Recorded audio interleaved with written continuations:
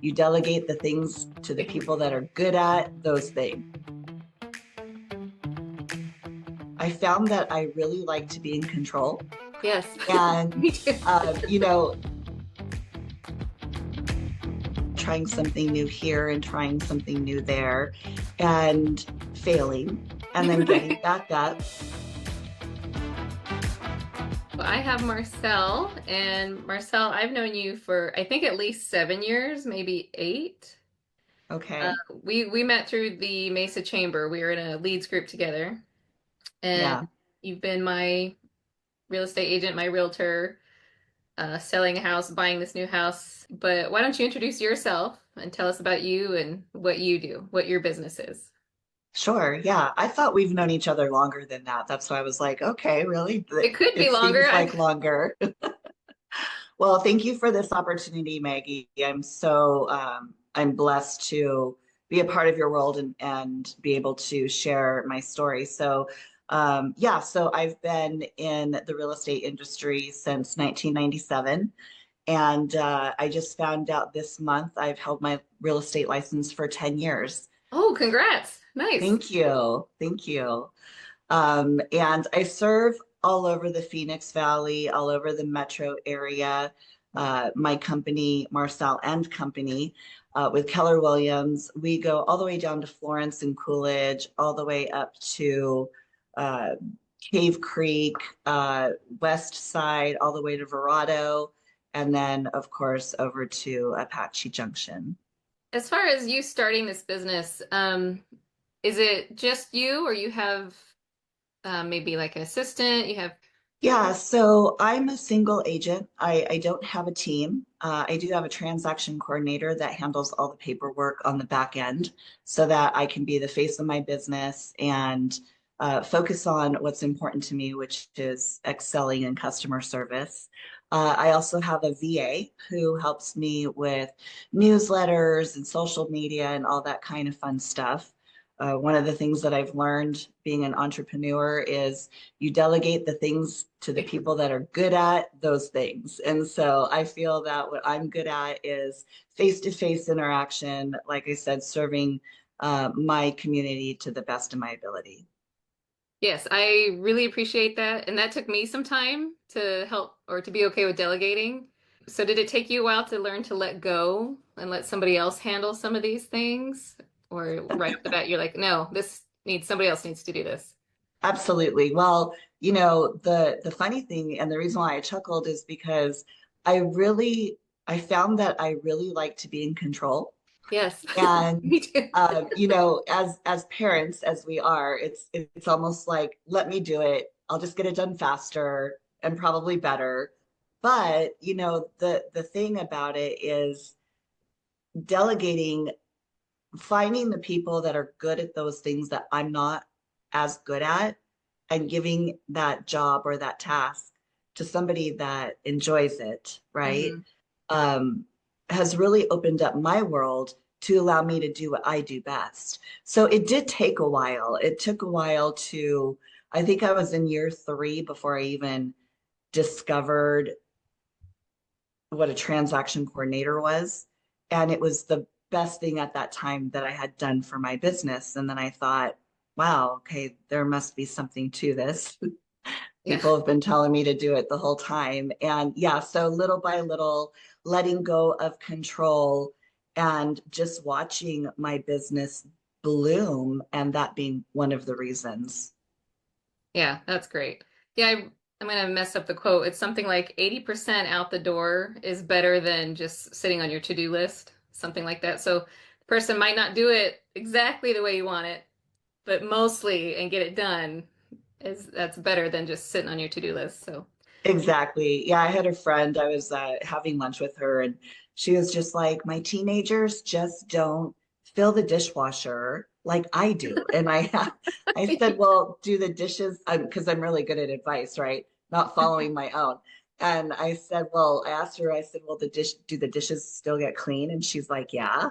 And I'm like, so does it matter how the dishwasher was filled? And she was like, no, I guess not. we So gotta I let guess, go. you know, depending on what you're talking about, you know, as long as the outcome is what your expectations were, then how you get there, there's probably a million ways to do that. Yes, absolutely. So, what led you to get into real estate? I think you told me before you were in working with titles before this, or how'd you Yeah. get here? Yeah. So back in 1997, after my husband and I served in the military, we were in Germany and we came back to California. And I had two job offers. One was at a title company, and the other one was at a place that sold lamps and light bulbs. And I know myself pretty well, and I thought, well, I don't know how much you can learn about lamps and light bulbs to keep myself interested. And I had no clue what title insurance was. I think, gosh, we were, 26, 27 years old when we got back from Germany. So I hadn't bought a house yet. I hadn't gone through the process. So I didn't have any idea what title insurance was. So I ended up working with Chicago Title, moved my way up to a title assistant, then became an escrow assistant. And then when I transitioned out here in 2004 to the Phoenix Valley, I transitioned out here as a title assistant and then became a branch manager at my own branch. And so title and escrow being under my belt and having that knowledge in the background, I feel has been uh, used widely as a realtor. And then in 2007, when the market crashed and everybody got laid off, as well as myself, I ended up at Countrywide Home Loans, which is now Bank of America, and and and that's where that was really, it was so much fun because I love to learn. And so I was hired to be an asset manager. And an asset manager is somebody that sold foreclosures nationwide for top investors like Deutsche Bank and Chase and B of A, all the big ones that we know about. And that's where I learned how to negotiate. I had a pipeline of over 300 properties nationwide. My clients were realtors in other states. And so we got the opportunity to collaborate together on what the best way to rid the property would be without spending these in the investor dollars. Because at the end of the day, if the investor didn't like the way their money was being spent, then you probably didn't have a job. So yeah, so I learned for 8 years. I learned how to negotiate. Was one of the top producers as an asset manager Of at course you were. Countrywide. Awesome. Thank you. And I pride myself on it because I I I wouldn't be where I'm at today had I not had all those experiences in the past, starting in 1997. So yeah, Wow, that's a very rich background, all related to what you're doing now. That's great. yeah, yeah. So if you don't mind sharing, have there been any like really big setbacks? Was there ever any point where you're like, I can't keep doing this, I need to switch careers? Any any kind of like, oh boy, moments? Yeah, probably more than I want to believe, to be honest with you. So I think most everybody knows or has an idea that real estate is just an ebb and flow. It goes up and Yeah. down, and there's no crystal ball. And you don't know what's going to happen tomorrow or next year. And as a realtor, I find that, you end up going with the flow until you get systems in place. And the whole 10 years of selling real estate full time has been a learning process, not only because you can't just do everything at one time and perfect it. Like there's just no such thing as that because the market's wonky. Who would have Mm. thought that we were going to be in a recession during our lifetime or that there would be a pandemic during our lifetime? I mean, these are things that who can prepare for that, right? So putting systems into place and then getting really, really good at knowing that system and following that system so that it works for me and my team. And then peppering a little bit of, trying something new here and trying something new there. and failing and then getting back up and then, trying it again. And all the while still uh, holding your head up high, still running your business as an entrepreneur, having a great mindset to do that. And so, yeah, that's probably happened a lot more than I'd like to admit. Yeah, and that's okay. I don't think I'd believe anybody who said it was smooth sailing 100%. So, No, no, if it were easy, everybody would be doing it, and yeah. that's not just real estate. That's with a lot of industries out there. Yeah, definitely. So you said systems. I love systems. Especially if you're like a solopreneur, you need those systems to keep things running. So did you Yeah. have any kind of coaching or training to get those systems in place? How's that been? Man, I coach and train all of the time. So I attend 2 to 3 real estate seminars per year, and I attend 1 to 2 personal growth seminars per year. I very rarely during the last 10 years of selling real estate full time have I not had a coach. I utilize a coach one at a time, and I utilize them until I don't see myself getting much more out of them anymore. And then I find somebody else that will meet me where I'm at and then take where I'm at and then, you know, help me get to the next level. So I just kind of just try to keep climbing that ladder. So I That's don't know if you awesome. want to call that a system, but it works for me. Yeah, no, that's great. Um, yeah, I think admitting I needed a coach at one point was another big step. So like I need help like doing tasks and things, but also like I've never owned a business before. I could use some advice on where to go from here and probably even industry specific coaching would be beneficial for me, as well as sales coaching. So like I'm not a salesperson. Um, Yeah, so yeah, I think anybody looking for advice, one of my pieces of advice would be find a coach, a good coach. a good coach. Yeah, Which, I completely agree. And kudos to you and to other people that, you know, left a job, an 8 to 5 job, right? And decided to become an entrepreneur and run their own business. And again, one of those things that if it was easy, everybody would be doing it.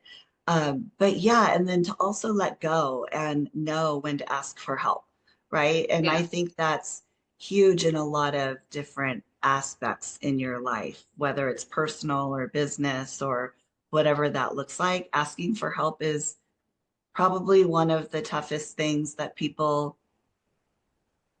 do, I think. I mean, for me at least, yeah. it's hard to ask for help.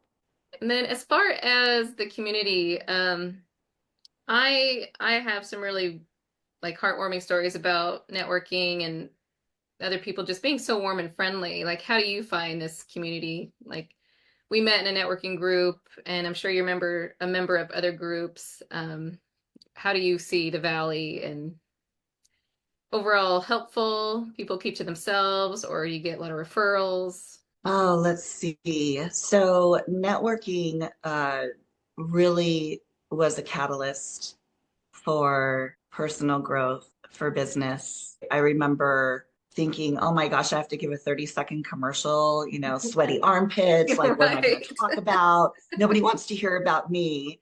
To now I can stand in a room with I don't know, it really doesn't matter how many people are there, and I can speak on real estate all day long.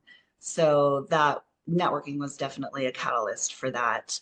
The community that I surround myself with personally, again, derives from personal growth development, right? Like, who do you want to choose to be in your world? Who do you want to surround yourself with? And in real estate, it's a gamut of people, just like with anywhere else.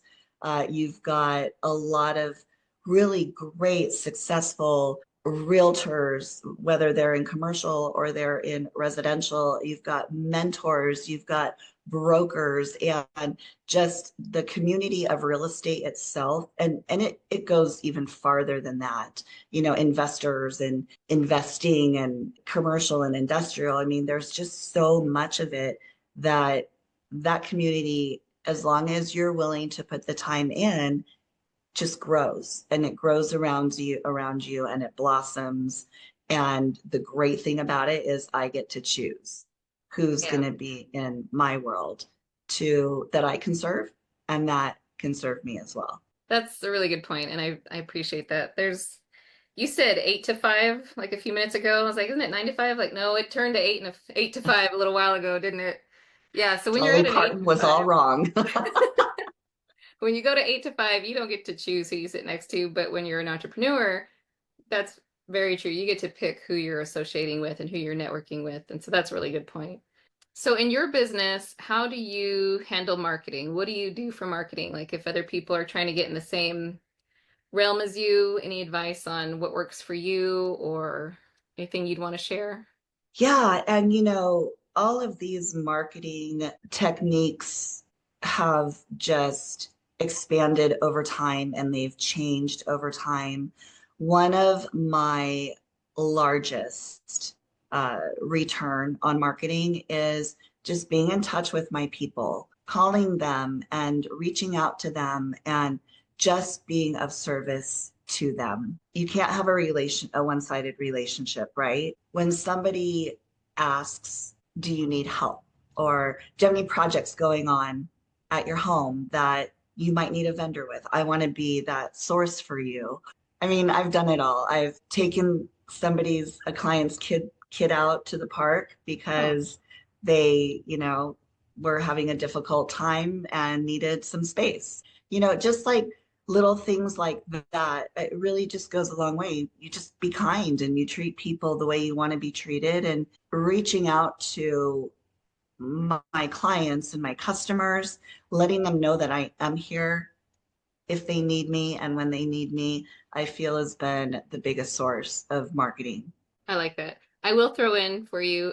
You do your newsletter through snail mail, which is I really like because it's Oh, like good. junk mail. Oh, from Marcel. Like so that's a nice little treat. Because nobody does that anymore. I So love that. yeah, Thank I you. like that you do that. And then you also have your client appreciation parties, Yes. which is great. I don't know anybody else who does that as regularly as you do. So that's a Oh, lot of fun. So I will, yeah, I'll say you also do those in addition to being like a friend to somebody. So as far as future outlook for you, like where do you see this going in the next couple of years and how do you grow? So you're a solopreneur. How do you grow by not becoming overwhelmed with too much work? Like oh gosh. How do I grow without becoming overwhelmed with too much work? Well, that's a really great question for me, Maggie, because I okay. am a calendar girl, and I feel like if my Yeah. calendar's not full, I'm not getting stuff done, or I haven't had like an accomplished or a successful day. The systems in place help. So right now you are a solopreneur. I don't know how it works exactly, but is there at any point where you would have a team, like where you have people under you? I don't see myself running a team uh, Okay. because I didn't get into real estate to run a team. However, I do mentor. So I have mentees that are new to the Okay. business that I uh, bring under my wing and help them grow their business. And, that sense of accomplishment to see somebody succeed is like, there's just nothing greater than that. Um, I also have expanded my services to health and life insurance, which involves There you go. mortgage protection. And in that mortgage protection, we are able to provide a free trust, real estate trust, and will. And gosh, the value there it's just been so significant. So, as far as a team, I think I'll probably be a solo realtor for a long time because my passion is helping people. helping my clients, growing relationships, uh, creating a family, within how I can serve them. Same with my mentees. If I can like watch the little cocoons get their wings and fly off and be successful, and I had something to do with that, that's awesome. And then helping families plan to protect their assets, to protect their families, and just continuously trying to find uh, the right way to serve people that adds value to what I do. Because everybody knows a realtor. Yeah. Everybody knows a realtor, or five, right? And whether it's your brother, sister's, uncle's girlfriend that you want to sell your home or help you buy, whatever I can do to set myself apart so that people know that I'm coming from a place of service Yeah. rather than a place of, I just want a paycheck type of thing. And transaction. And transactional. Yeah. Yeah, definitely. I'm definitely relational. I've actually had clients that go, okay, we don't want to marry you.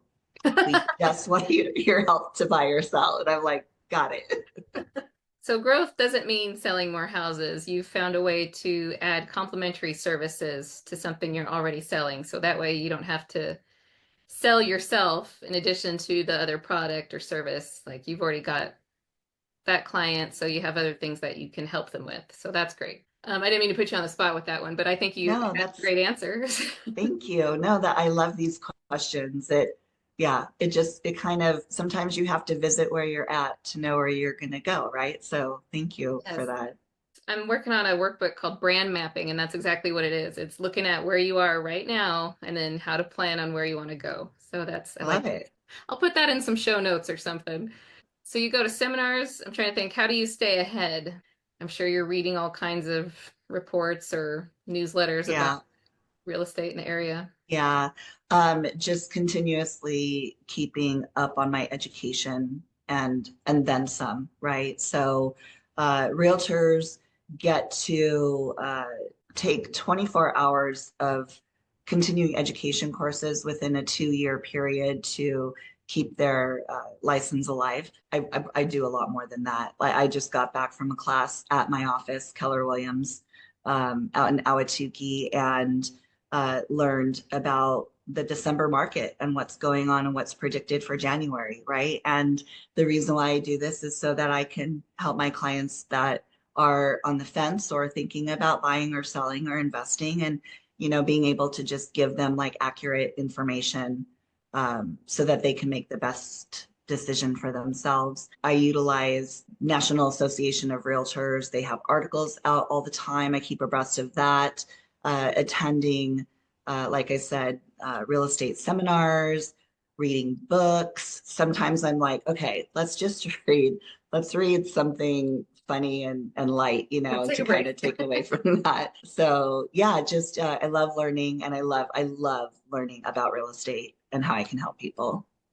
Yeah, so you're an expert, but you can't just be an expert once. You have to you have to stay on top to be that expert. So that's That great. is so true. Yeah, especially with volatility of the market, you don't you have to keep abreast of it. And you can't I feel that if you are stuck doing the same things over and over again, especially like for myself, if I didn't expand or change or adapt in the past 10 years and I was doing everything that I was doing 10 years ago, I wouldn't be where I'm at today. Right. I think that's definitely true in my industry as well. Yeah. I would agree. Yeah, the thing I was an expert in 10 years ago is irrelevant right now. So yeah, you got to Yeah. keep Yeah. moving. Except you're keeping up with AI. Yeah, there's a whole episode on that. So I have two questions about advice. One is advice for somebody who's never bought a home before. I think I have my perspective on this. I wish I had talked to a real estate agent sooner because I thought, well, we can't afford a house right now. Like if I had talked to an agent sooner, it's like I could have. I just didn't know I could have. Yeah.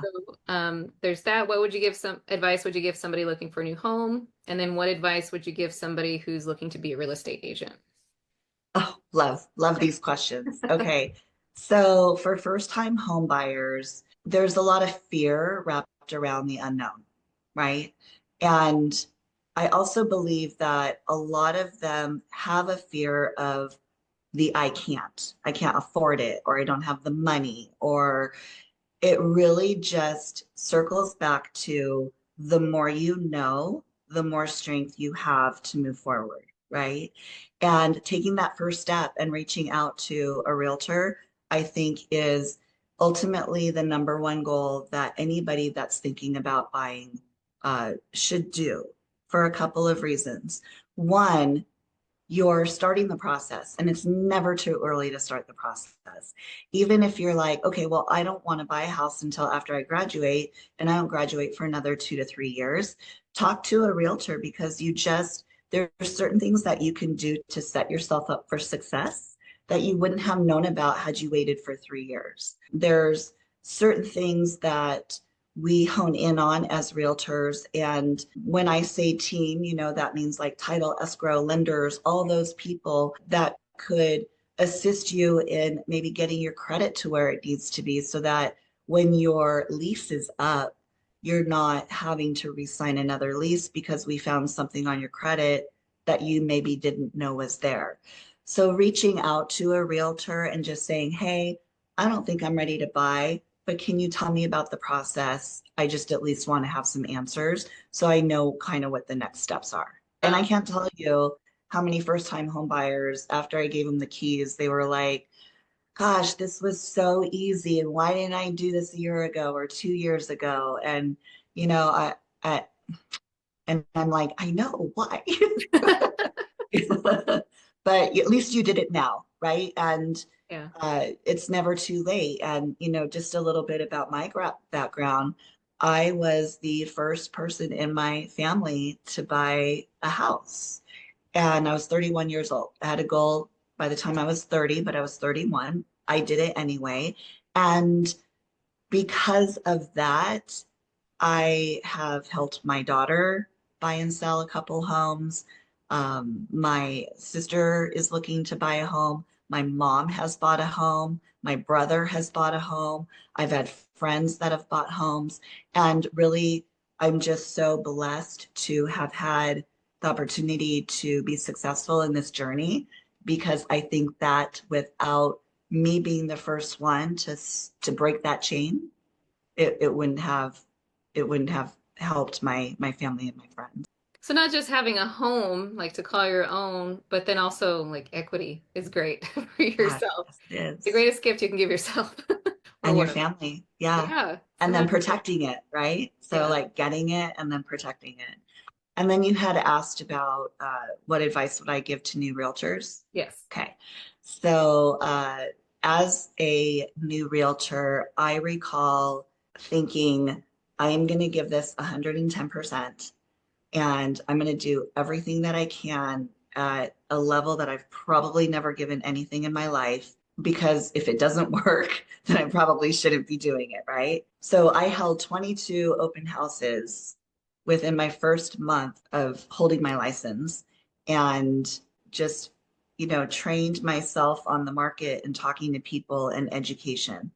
So having a mindset that you're going to give it your all, focus on one thing and one thing only, and get really, really good at that one thing, whether it's open houses or cold calling, or even just wearing a name tag and going to the grocery store and talking to people, or networking. I mean, there's so many different ways to do it that new realtors don't have to be afraid of, right? So I chose open houses as a catalyst for the growth of my business, as opposed to cold calling, because I'm not a transactional person. I'm a relational person, right? But there are realtors out there that they just want to make those calls and get through those numbers.